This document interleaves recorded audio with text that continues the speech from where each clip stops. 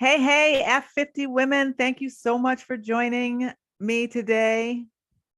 We are here today with Sonia Lewis, and she is from Ascribe Educational Counseling and Edify Humanity, and she's got some power to give us today. I'm sure we're going to hear all about that. Thank you, Sonia, for being here. Absolutely. I surely appreciate you for inviting me onto your platform and the F50 women. Yes, absolutely. We are, because we are not done yet. Before we get rolling, I want everybody to know that Sonia is asking the tough questions, facing the uncomfortable truths, and building an equity-driven outcomes. I am excited about that because I believe that the hard truths and the hard conversations is what makes the best and biggest growth, whether it's in our personal lives or whether it's outside ourselves or whether it's as a community and as a nation, as a world as a whole. So I'm excited to talk to you. She's Absolutely. a mother. She's a mother. She's a wife. She's an influencer, an entrepreneur, and all around unapologetic. Yet she is an authentic Black magical force to be reckoned with. And I love that, how they say that, because that you exude that. And that's what I think that's what we need in the world today. I really do. Absolutely. So please start by telling us who you were as a young woman, what you wanted to be. Just give us an idea of how all of this Sonia magic started at the beginning. It's so funny. I hear that question and I oftentimes marvel at the younger me. As my mom would say, she was such a rebel as a child. I consider myself an alien, someone who just does not conform to the norms handed over to us and accepting for the sake of accepting. Yeah. I grew up in a household that was kind of a weird dichotomy. I grew up in the Bay Area of California. My mom dibbled and dabbled in what is now known as the Black Panther Party. My dad is a Vietnam veteran, and he was one of the first 5 Black officers hired with the Richmond Police Department. Wow. Growing up with those two opposing entities being front and center in my household, I never saw it. Granted, they, as a young girl, they tried to protect my sister and I from those images that can be misconstrued either way or the other. But I heard about the conversations that had to do with these tough topics.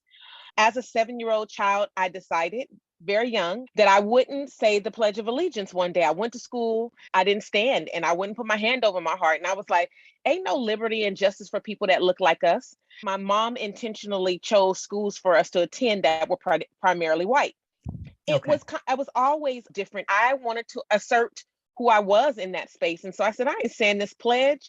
And I got in a lot of trouble. I will tell you that still to this day, I lean on who 7-year-old Sonia is because she still reminds me to be courageous. She reminds me that my voice is important. She reminds me that it's important that we stand for other people. That's just a little bit about who I am and the perspective that built me. That's right. So as a 7-year-old, as a young person, how did you not get crushed by the opposition to your opposition? Yeah, the main opposition was my teacher. Okay. Because she alienated me from the rest of my class, it fueled me to keep on going. It fueled me to be that thorn in her side. Yeah. She removed me from the playground. She took away my lunches and my recess time. She made me do before and after school detention. And then she didn't tell anybody else, not my parents, not the principal. So it was like she completely alienated me from my whole school campus. And so because she did that, I felt like I had to keep her secret, like what was happening to me and how it was impacting me. Wow. But at the same time, it also fortified this, like, I don't know, those are those kids that you'd be like, you want to say she bad, but she not bad. And it makes you think and question and be like, why is she doing that? Yeah. All I really and truly wanted her to do was ask me why. And she didn't, because I knew that she didn't value my opinion, my voice, my being whatsoever. Yeah, she didn't really care about that. Now that you're older, what do you think would have been different should she have asked you why? I know that there would have been a conversation. Okay. I was raised in a household where my parents super stressed being respectful to adults. Yes. I would have listened, that I would have taken into consideration her perspective. Yeah. that I would have allowed her an opportunity to convince me why I should put my hand over my heart, stand up and look at a piece of fabric and utter these words. I would have listened. I know that would have been a different outcome for me. From that day going forward, I turned 50 last year. I have not said the Pledge of Allegiance. I have not stood for the Star Spangled Banner. And I think I legitimately have a right to do so. I respect those who do. I just want people to respect the reason why I don't. When my principal found out about this situation, she asked me why. I said, I'll stand for the Pledge of Allegiance when there is liberty and justice for all. And so I'm 50 now. That was 43 years ago. I still haven't seen it. And so I still don't stand. What has been the worst, hardest, most harsh pushback on that stand that you're taking?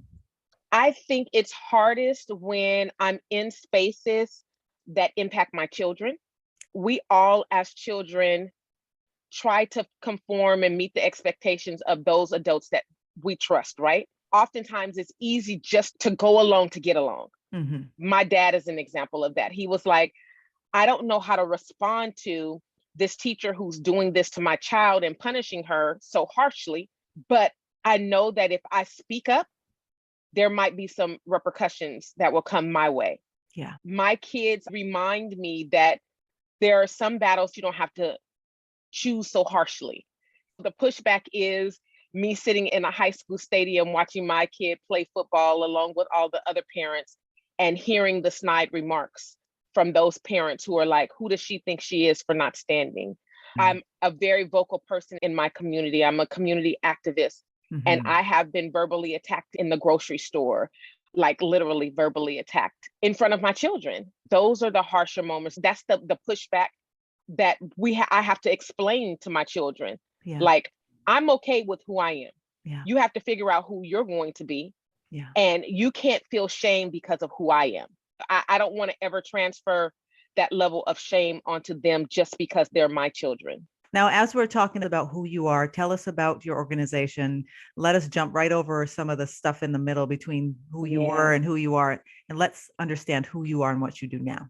Yeah.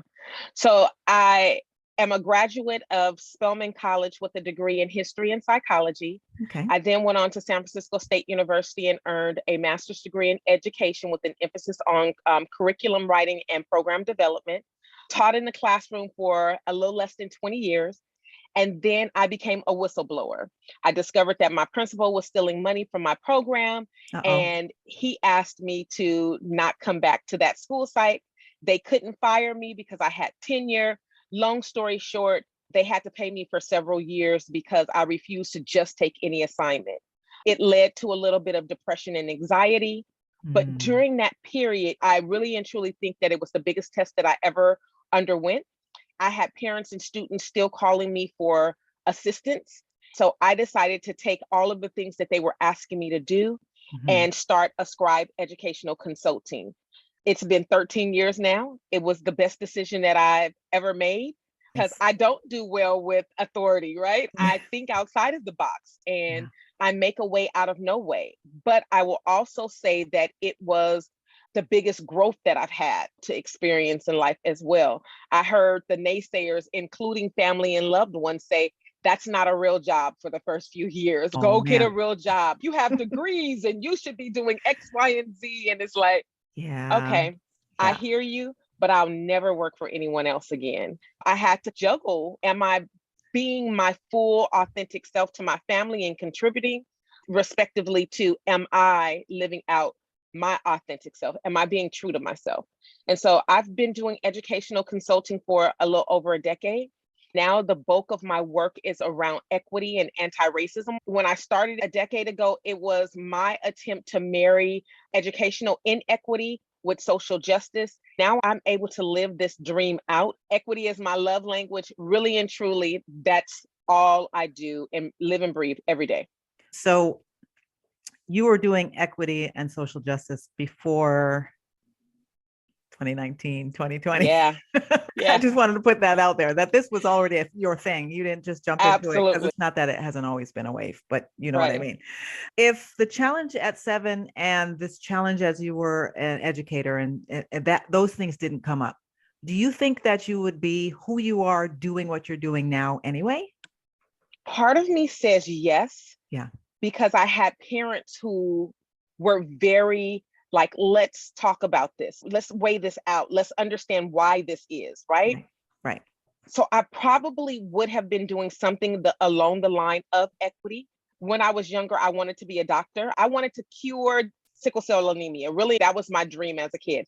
I had a Okay. cousin who had sickle cell anemia. I have the trait. Several of my family members have the trait disease. And this one particular cousin, 2, 3 times a year, would be in the hospital in so much pain. I would be like, Mm, I'm smart.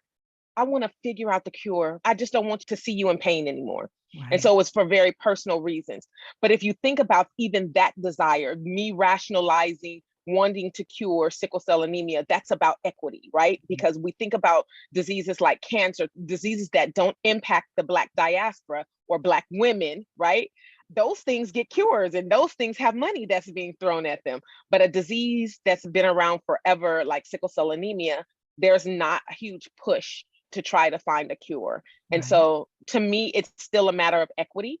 It's just in a different field. Yeah, you don't hear about sickle cell, at least I don't hear about it very much. Did you ever have a feeling to just quit and stop? Has it ever felt like, oh my gosh, this is too much. I can't save the world. Nobody's listening. When George Floyd happened and this wave that you speak of, when it Yeah. comes to this work, Mm. it was very overwhelming. I was getting called. I was like, I don't have the capacity. To my current clients, I was saying, I've been telling you guys this.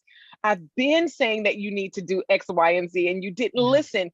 Imagine the world had folks been listening a decade ago or Yeah. back in the 60s when the civil rights movement was taking place during the time of emancipation. Imagine the world if equity were really thought out, strategically planned. So now I've been able to take the past 2.5, 3 years and really dissect, can I stop this work now? At the top of 2021, I was telling myself, I'll never quit my job. I love this so much. Mm-hmm. But I was talking recently to my business mentor. Mm-hmm. You might want to think about an exit plan.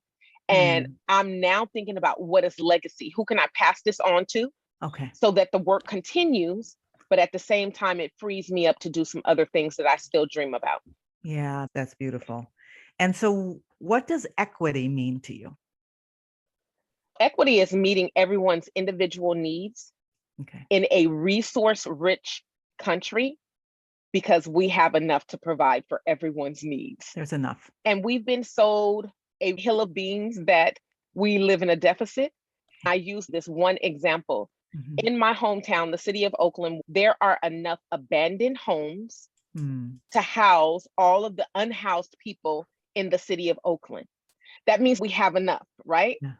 The tax base in the city of Sacramento, where I live currently, is enough to fund the schools equitably across the board, and there not be failing schools in any urban city across this country, because we live in a resource rich country. Yeah. And so that's what equity is to me. It's meeting the needs of those who are most vulnerable. And Yeah. when you meet the needs of those who are most vulnerable, everybody wins. Yes, I agree. That's why I've never really understood why. Well, I always say these things with a little asterisk next to it, Right, right. but I don't understand why everybody's so opposed to it. Because if you help the little one over there, it's going to help the little one over there. You know? Think of it as a net, Yeah. and you cast out that net, the one that you're trying to catch and save, you Yeah. catch, but you might help somebody else along the way. Yes. Yeah. Yeah. And I think that's proven in small ways all over the place. But I don't know why everybody's buying the bill of goods that there's just not enough Yeah. for everybody. So, what do you think is stopping us from embracing and accepting equity? At the end of the day, I think it's a fear, being afraid of the norm changing. Right. It's the fear, because we've all been conditioned that this is the American way. We've all been conditioned to believe that we can't, as one individual, change anything about the system. Yeah. And my argument is, collectively, if we use people power, there's Mhm. strength in numbers. we can tackle this beast. One thing that really has to be addressed is recognizing that a reckoning needs to take place, that we need to have some reconciliation. We need to have some healing. We need to recognize that there were some atrocities that happened in this country. How do we bring everyone along so that we can leverage the playing field? And then that will be as equity shows up. But yeah, it to me, it boils down to fear and folks not wanting to give up a little bit so that others can gain something. Okay. And I'm just curious, how do you mentioned being in the grocery store and getting attacked in the grocery store. I imagine even when you try to talk to people who say they want this, it's still hard because they don't understand what they're wanting. It's going to be harder than they imagine. Yeah. How do you deal with people who attack you or who oppose you?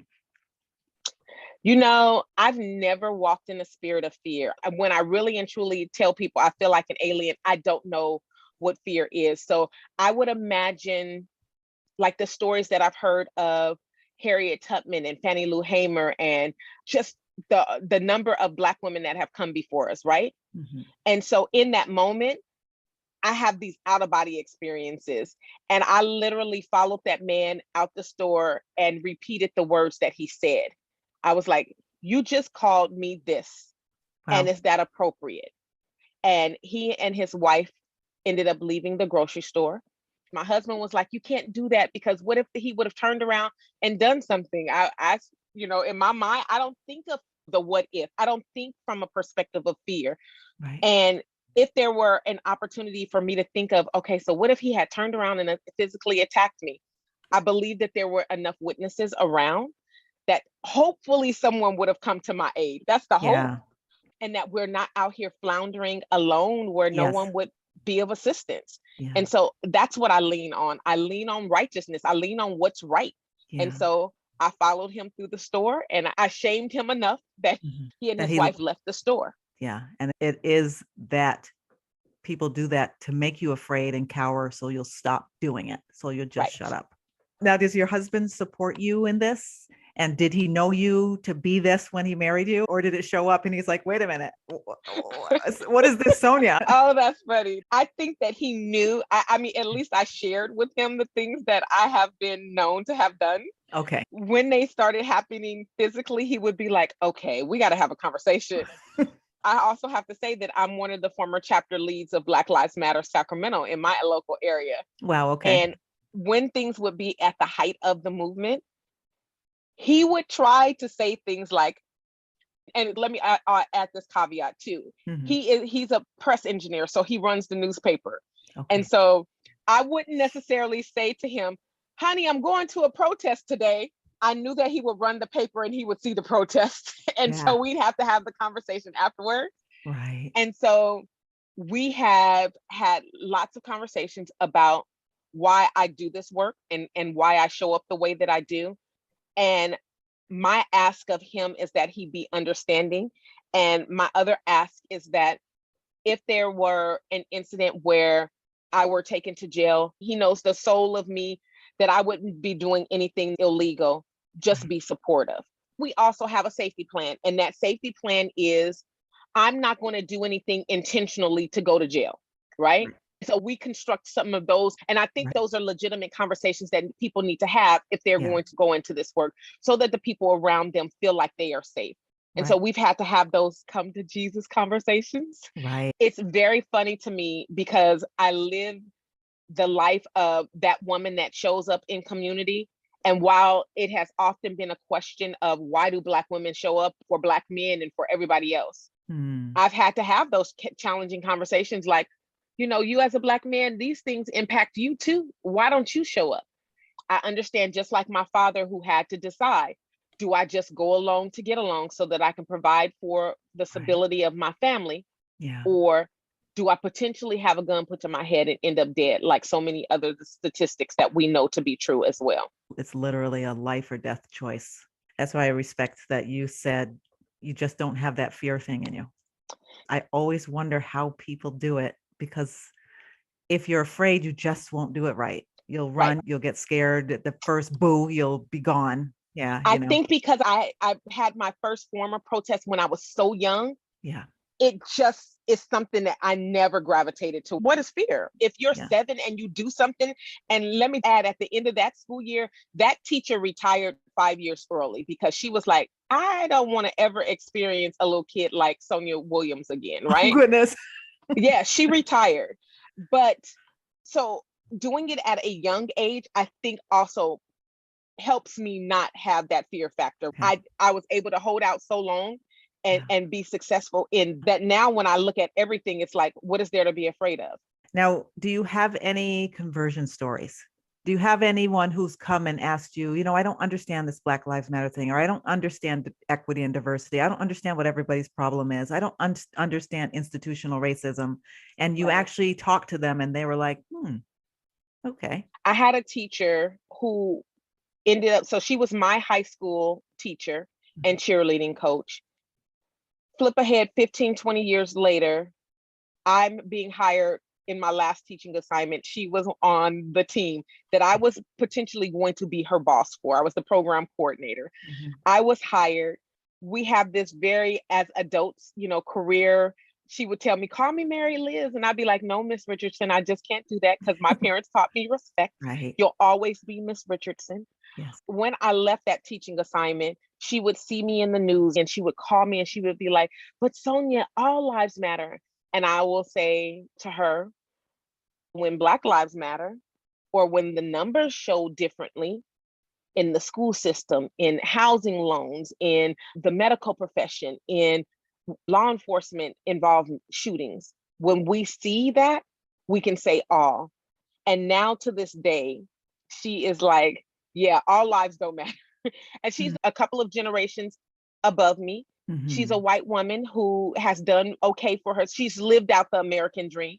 She cares about equity. She cares about the schools that she's taught in, says that she cares about students that don't look like her. Yeah. But she couldn't connect the dots when she goes home to the comforts of her home, that she can close the door, lock the door, and she cannot think about the things that folks in urban communities have to still care about when they go to their homes. Exactly. Yeah, that's beautiful. It's just a matter of understanding, taking the time, get out of your box. I always tell people, I came to this revelation a couple of years ago when the wave was hitting, that, what I think and what I know is not always right. I thought certain people thought just like I did, and a lot of other things. And I came out of that saying, oh my gosh, there's so many different perspectives, even amongst the peers that look and are just like me. Yes. And I made a lot of assumptions about a lot of people that were just completely wrong. Absolutely. Did you, along this journey, have someone to help you? I know you talked about your business coach. Talk about your mentors or those women that you looked up to. I would first say my mom she was a silent giant in my life. She was one of those women who just showed up and she had this ability to listen.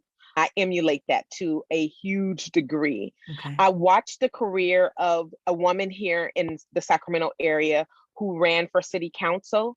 She was this very quiet, unassuming Black woman. She became the first Black elected person, and she was a woman to our city council here. She was queer, and no one had to know her business for that to be a topic of conversation.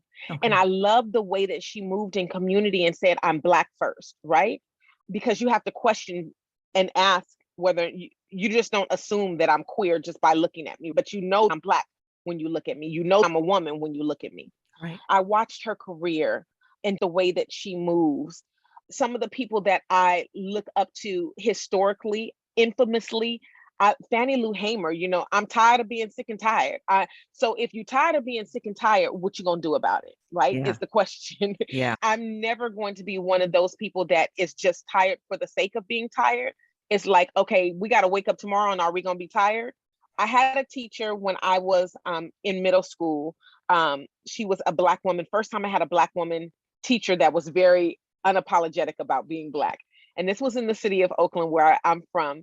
And she taught advanced algebra. And she was like, oh, I have the most cushy job. I don't have a lot of us in the classroom, but when I see us coming in the classroom, I make sure that us do well. And she said to me, you remind me of my daughters. You are spunky, quick-witted, and has a little bit of a smart mouth that can be misconstrued as disrespectful. You are that urban girl that they talk about. Yeah. Imagine if people just put you in those boxes that they know about little Black girls from Oakland, right? Yeah. And she said, if you do well in my classroom, I know that you have the ability to graduate college and compete with the best of them. Yeah. I need you to do well in my classroom. And so from that moment on, I was like, there's nothing that I can't do. If I can pass this class, and this woman has really given me the green light, she and I still talk to this very day. And so I have people like that who I've been able to stay connected with and be able to call them up and say, hey, what do you think about this idea? And because they value where I've come from and what I've been able to accomplish, they oblige me. They take the time and they listen to the crazy ideas that I have. And they say, let me be your cheerleader. Let me give you some resources. Let me give you this phone number. Call this person. Okay. So I've been able to maintain those kind of very real relationships. Yeah, that's awesome. What would you, let me say, can you fit in and stand up at the same time? Ooh. I know you talked about your teacher and some other things, and that just came to mind. It's such a delicate balance. That is a hard balance. Mm-hmm. I have been okay. I've come to the conclusion, and I think it started again with 7-year-old Sonia, because I was alienated by that teacher. Yeah. That I'm okay with not fitting in. But it's so refreshing to fit in, right? It's so refreshing to be in spaces where you can fit in and stand up at the same time. Yeah. I will tell you that when I arrived on Spelman's campus way back in 1989, that probably was the first space that I felt comfortable to stand up and fit in at the same time. Like, it is all Black women. Yeah. And so you're automatically going to fit in with someone. Yeah. But at the same time, we know us as Black women don't all come from the same cloth, don't all have the same politics, don't all have the same standards of beauty, all of the things, right? Right. There were times that I didn't feel like I fit in, but I felt comfortable enough standing out. Yeah. So it took me a while. And so I'm very thankful of 17-year-old Sonia and 18-year-old Sonia to have had that experience. Spelman is a very, very special place to me. I say all the time that Oakland is home that gave me my foundation, but Spelman gave me my wings to fly. Like, I knew who I was. Yeah, it's a real thing. I know I went to Howard as well. And I tell you that there was nothing like it. And I didn't want to go when I first was applying. I was like, no, Dad, I don't want to go there. And after I did, I was like, oh my God, thank you. Yeah, that exact thing happens. You feel comfortable to fit in, but now you can stand up and a whole new level of confidence forms. Yeah. Now, would you say that you found your purpose? Would you say that at the end of your life, that was what I was here to do? Okay. Most definitely. It just fits so easily. It is something that I can't deny.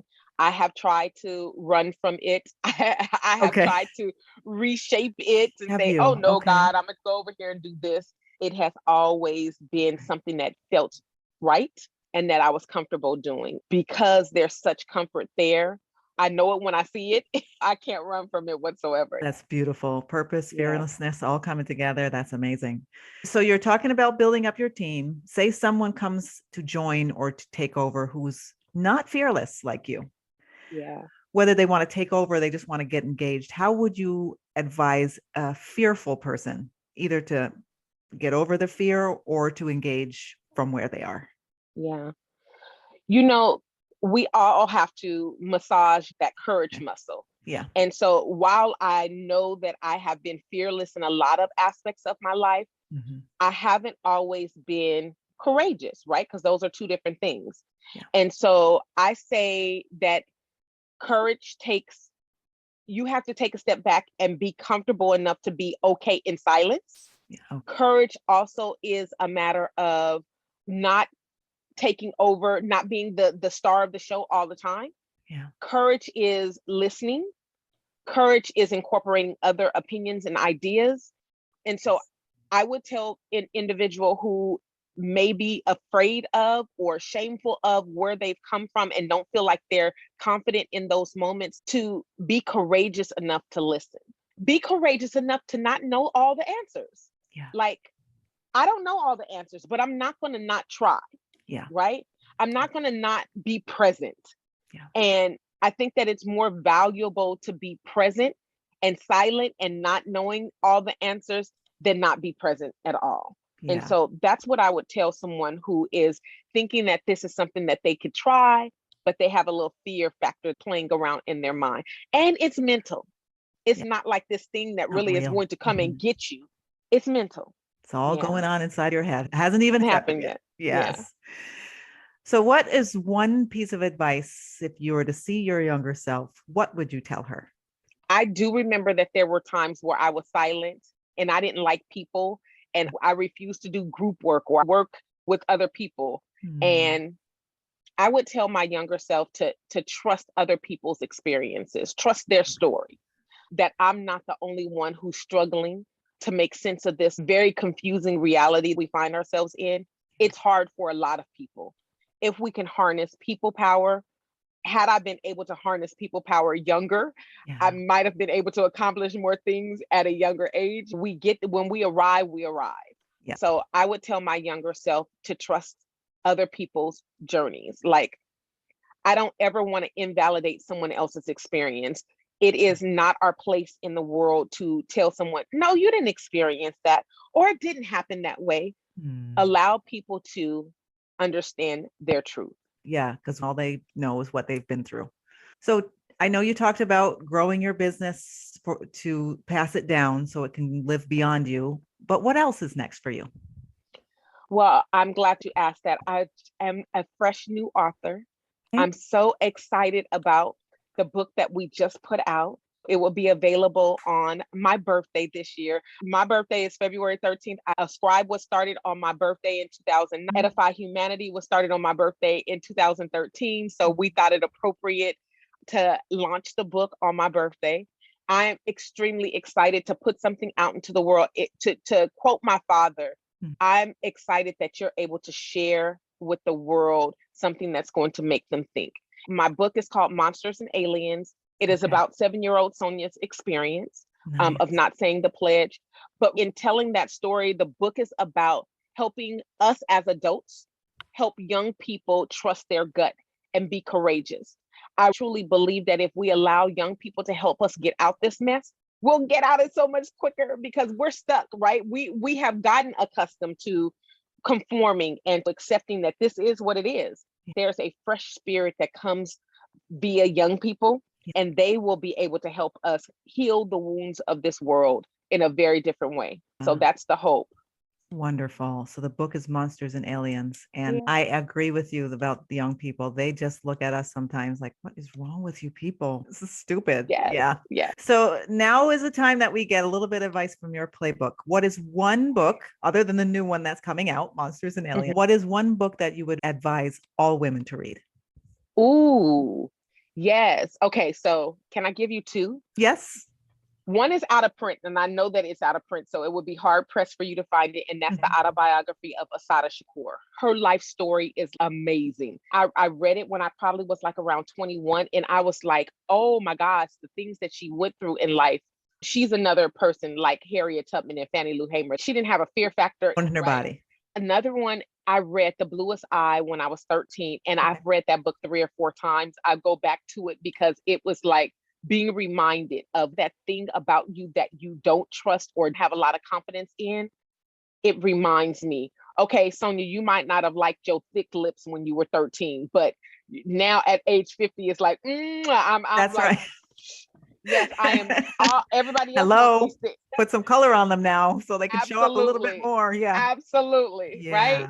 Yeah. So The Bluest Eye and the autobiography of Assata Shakur, those are like my go-to for inspiration. Okay. And so what is one thing that you can't miss doing every day? Oh, that's hard. The one thing that I try not to miss doing every day is taking a nap. Okay. I've gotten into, now that I'm 50, I schedule naps and I am very proud of it. Yeah. I had one of my younger sister friends tell me that, imagine if Fannie Lou Hamer or Harriet Tubman had the opportunity to rest, not just take a nap, but get a full night's sleep. Yeah. Imagine if they had an opportunity to rest. Like, she was trying to tell me, Sonia, slow down. and we can't accomplish everything in a 24-hour span. So I've been very intentional now about self-care, taking naps, making sure that my mental health is a top priority. So those things are now part of my routine. My kids know, like, if you see mommy napping, don't wake her. Like, that's right. Yeah. she's doing that because she needs it. She needs to be able to take care of you. And so let her have that 15. Sometimes it's a 15-minute cat nap. Don't interrupt that 15 minutes. Okay. So the idea is that if they were able to take a nap, they would have been even more powerful.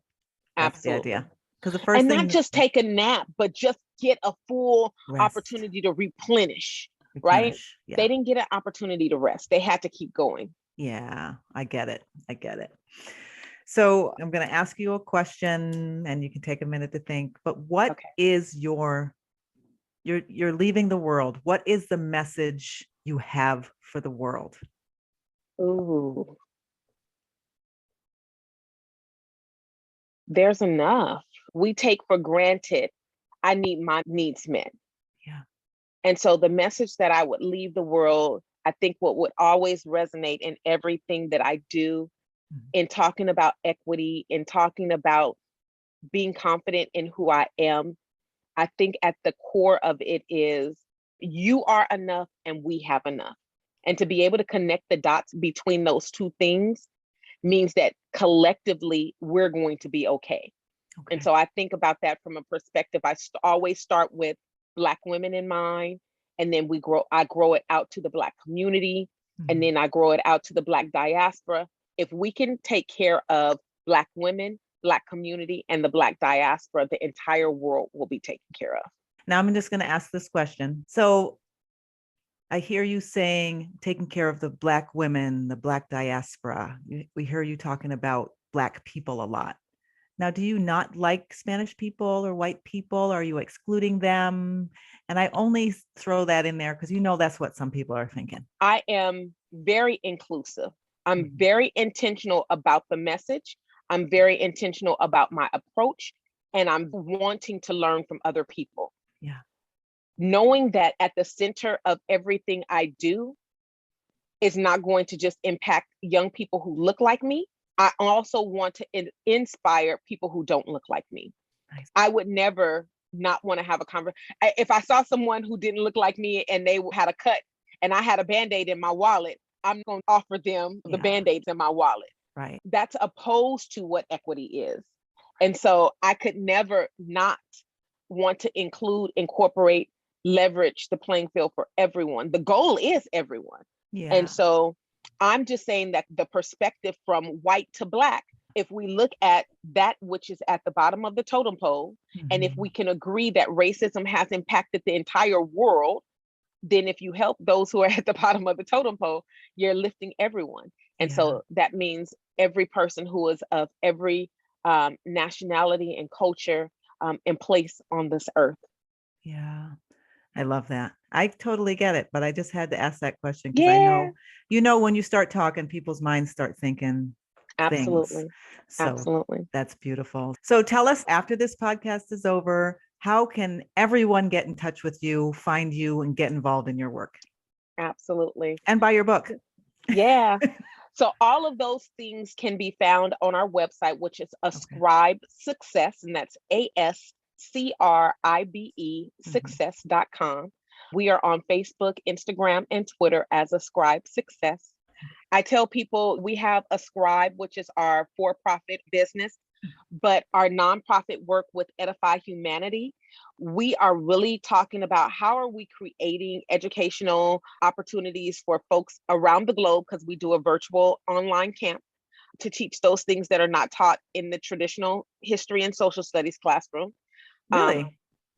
Which oftentimes are the Black and Indigenous and the Latinx experience, the LGBTQ experience. What are those things that are not traditionally taught in the classroom? Right. Okay. And we elevate those things. People ask me, how can I donate to your work? Last summer, our focus was two things: literacy and economic empowerment. All of our kids learned how to start a business. All of our kids learned how to invest in the stock market, and all of our kids learned how to start a home garden. Because I really and truly believe if you can do one of those things, you don't have to rely on other folks to give you a handout and expect that you have to go to a 9 to 5 to sustain your life. At the end of our program, we gifted every last one of our scholars with a $100 gift card to either start a business, invest in the stock market, or start their home garden. It was just a beautiful thing. I'm getting stories back now as we prepare for our next summer teach-in. That's just one of the things that we do on a more local level. And what ages are those before you move on to the next one? 5 to 18. You would be surprised with the questions that a 5-year-old asks, and you'd be surprised how quickly they can catch on to these concepts that we think are above their heads. They are smart as all get out. They are ready. Secondarily, with the nonprofit, we are an outreach for community. And so when a person is experiencing, most of the time we get calls from families where their kid is being suspended for something that they feel is inequitable. We get calls from individuals that may have experienced state-sanctioned violence from the police. Sometimes we get calls from individuals who are experiencing unhousedness and feel like they can't get an apartment or they don't have enough to meet their needs. We are community advocates. And so that's the work. That's the work. But it's all intertwined to equity. And my exit strategy of leaving Ascribe one day is so that I have more free time to really elevate, Edify, and make sure that it's sustainable and leaves a lasting impact as well. And when it comes to those practical things that people come to you for, how do you solve those problems? If I can't find housing or I can't afford it, how do you even start? What do you do? Yeah. Being, like I said, a former chapter member with Black Lives Matter, we looked at what are the resources in our local area. And I would venture to say that these are the same infrastructures in every major city around this country, right? Most likely, yeah. And so that's just the way our government and municipalities are set up. I don't say that I can solve this problem, but I'm going to help you be a shoulder to cry on or a sounding board to listen to those issues. We don't necessarily ascribe to, we are here to save the day and we are going to get this for you and that for you. People are just thankful that someone is there to listen. To that scary thing that they need to face. Maybe they had an experience with law enforcement and felt like they were treated some kind of way. And so having someone who knows the system sit there and go to court with them, that's support, right? So we do things like court support and jail support and go to hearings, educational hearings with parents or IEP meetings with parents with their children, because sometimes they just don't have the language to even be able to matriculate through those systems. And they just need someone there to be support. And so it's not necessarily a matter of we're going to come to this solution and we can promise you this. It's a matter of you are going to feel like you are supported through the process. And if we don't find out the answer or the solution that we're looking for, at least you will feel like you didn't go it alone. And that's what I think people are missing in the society that we live in. We've been so conditioned to be alienated from one another and think that we have to go it alone, that we forget the resources that are right around us. And isn't that true from when we start? Just the support. Absolutely. Like you're talking about the 5-year-olds who get it. We're not born stupid. We really are looking for support, and here's the resources and here's the information. So I agree. I can see that as being an answer. So thank you so much. Absolutely. Thank you so much for being with us. I'm excited for everybody to hear this, and I pray that it changes hearts everywhere that it's heard. I just pray for people to open their minds. Thank you so much, Julia. I always say if one person has an epiphany, then we've done what we needed to do. If multiple people have epiphanies, then we can go forward together. I'll keep on doing what you're doing. Not that I can't say that I'm fearless yet, but I am purposeful. So when I face the fear, I just say, listen, whatever. I just kind of push it to the side. Thank you.